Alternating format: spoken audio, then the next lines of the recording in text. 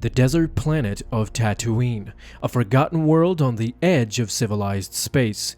It is because of this that made it an unlikely place to find a Jedi Master in hiding, much less an orphan who would one day become a beacon of hope for the Jedi and the future of the galaxy. Known to locals only as Ben, the bearded and robed outlander was a mysterious stranger who always kept to himself, shared nothing of his past, and would go on to great lengths in order to remain anonymous.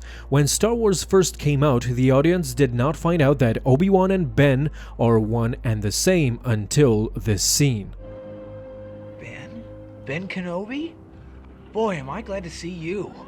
He claims to be the property of an Obi Wan Kenobi. Is he a relative of yours? Do you know who he's talking about? Obi Wan Kenobi.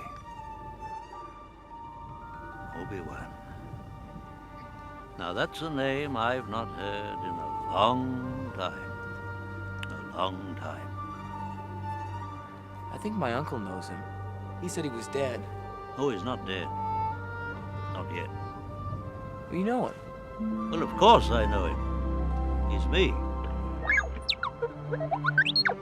And less than 30 years later, we learn why Obi-Wan needed to escape into exile and change his identity in the first place.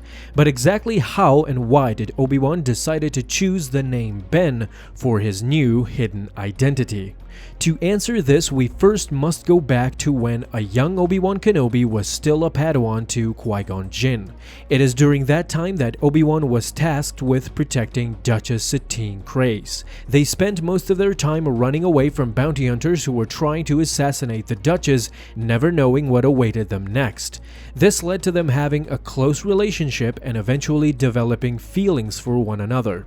After the Phantom Menace, Obi-Wan Kenobi officially became a Jedi Knight, and in Legends it is said that during those years he had a secret affair with Satine on the planet Kalevala. During the Clone Wars, they met once more and their feelings for each other resurfaced.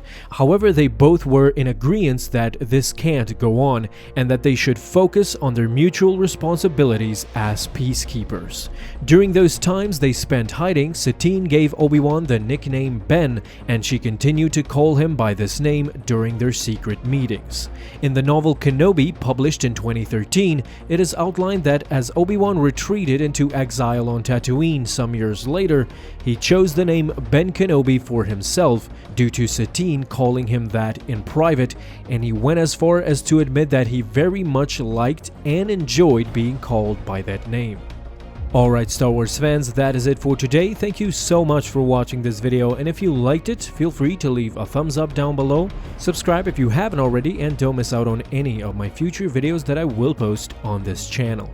Have a fun day my friends, and in closing, don't forget, may the Force be with you, always.